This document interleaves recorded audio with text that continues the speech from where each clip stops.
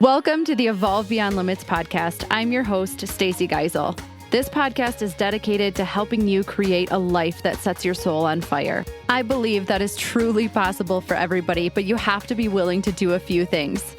You have to be willing to let go of your past conditioning. You have to be willing to break free from societal norms.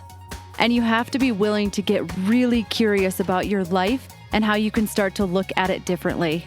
Each week, we will hear stories from people who have done exactly this.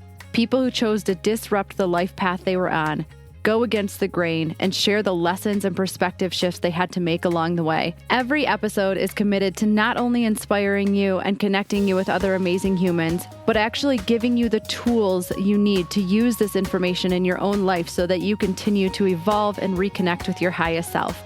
Are you ready? Let's have some fun. Hey there. Welcome back to another solo episode of the Evolve Beyond Limits podcast. I'm your host, Stacey Geisel. And today I want to talk to you about relationships. Relationships. Holy smokes. Our whole life is about relationships, right? It's our relationship with ourselves, our relationship with other people, our relationships with the things that we have around us. But I want to talk mostly about our relationship with ourselves and our relationship with other people today. I was reading a book, I picked it up when I was down in Sedona called Sacred Contracts. And it's essentially this idea that people come in and out of our lives for a reason, and we don't necessarily know if they're there for a period of time, if they're there forever, if they've been in our life, maybe in a past life before, or who knows. But I loved this because there was two questions that it talked about in this particular book that I want to relay to you. And that was that one, the first question is that you have to get very clear on is, where are you going? So ask yourself, where am I going? And then the second question is, who is going to go with me? So the thing about these two questions is that you can't get them out of order. You can't ask, who is going to go with me? And then say, where am I going to go? So we mix them up all the time, but we can't mix these two things up, right? Because you have to have clarity on where you are going to go before you can ask the question, who's going to come with me? You can't hold yourself back because certain people don't want to go with you, right? The right people will come along to help you on this journey of life that we're in. And then there's going to be other people that are just going to simply drift into different circles of friendship, or they might drift out of your life completely. And who knows, maybe later on they come back. But the thing is that you can actually still screw up relationships that are there, that are kind of here to help you because of what I'm going to share with you next. But before I get to that, I just want you to go back to these questions. And again, you have to be very clear on where you're going before you can ask the other question of who's going to come with me. Because you're going to be surprised. There's going to be people who you thought for sure were going to come with you on the next journey in your life, and they're not going to. And there's going to be people who you would have never seen coming that are going to join you on that journey, and it's going to end up beautiful. But I want to take this one step deeper.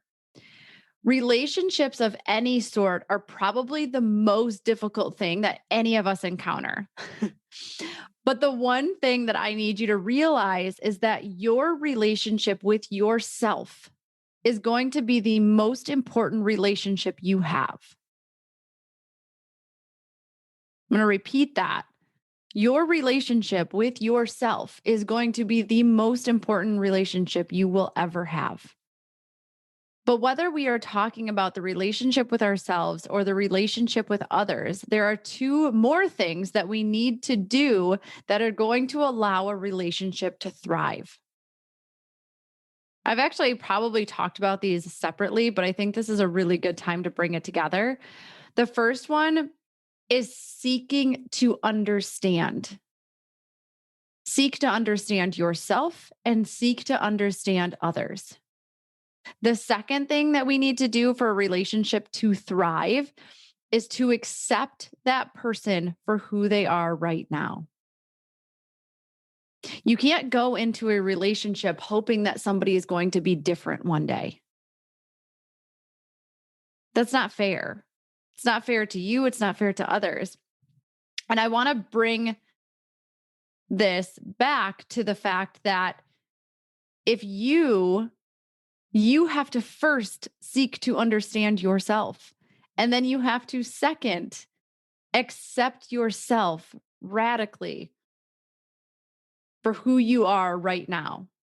And once you can do these two things, then you can begin to help other people and help one another. Right? So if this is just simply, if you're looking at this from a you perspective, then it's not until you can do these two things that you're going to be able to start to help other people. And if you're in a relationship, it's not until both people can do those two things, seek to understand the other person and accept the other person for who they are right now, that you will be able to start to help one another. Now, there's a big difference between helping and fixing. So be very aware at which one of those you are working from, because so often, and I am guilty of this too, we try to fix people, but nobody out there is broken. Right. And we don't want somebody else to try to fix us. So, like, let's not put that on somebody else either.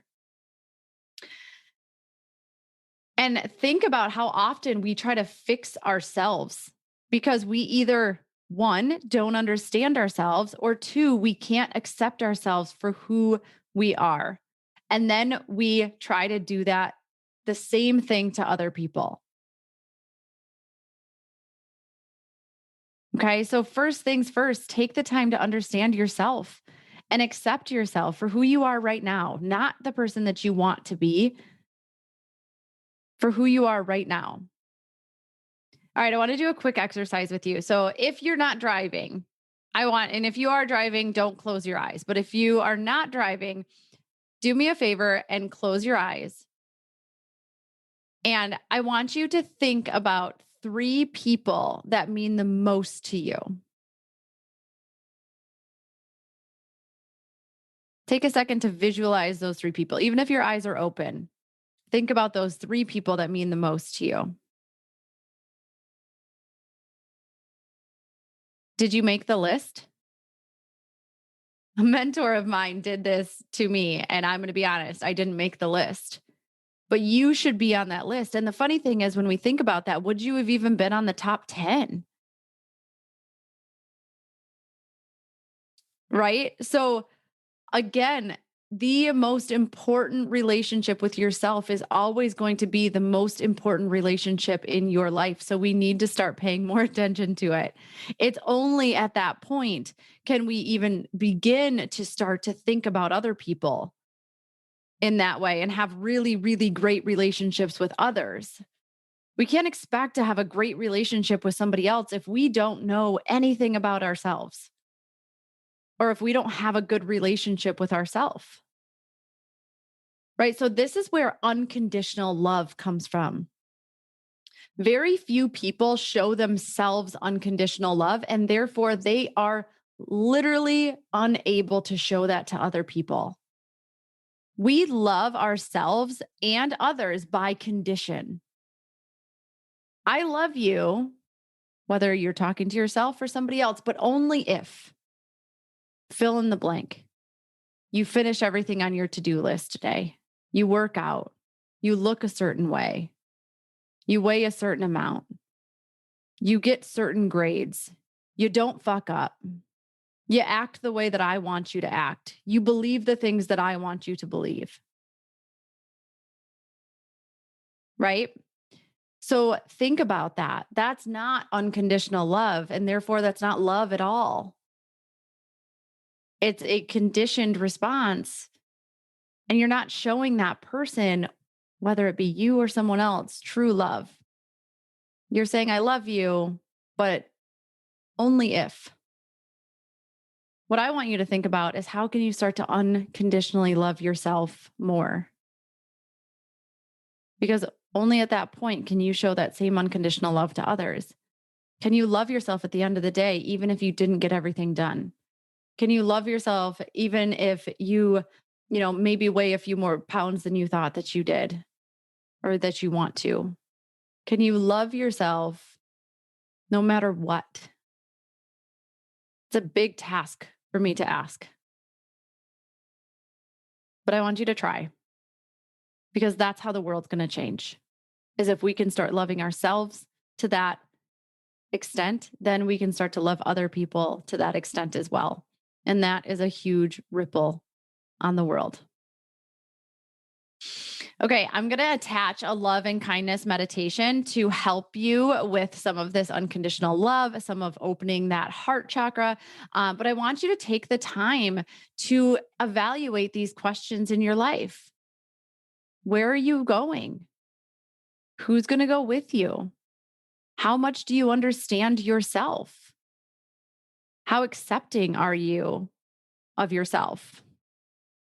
Right? And if you aren't clear on any of those things, then it's time for you to get on the wait list for a white light session. It is almost impossible to see our own sticking points and where we're holding ourselves back, which is why you need an outside perspective to help you through it. So we'll go ahead and throw the link into the show notes, and I cannot wait to connect with you in this way. I'm so grateful that you take the time to be here with me today, and just thank you so much. If there's somebody out there that needs to hear this, please send it over to them. This is how we get our mission out there. It's not an easy one, but man, is it going to be worth it. So I'm sending you so much love and light, and until next time, keep evolving.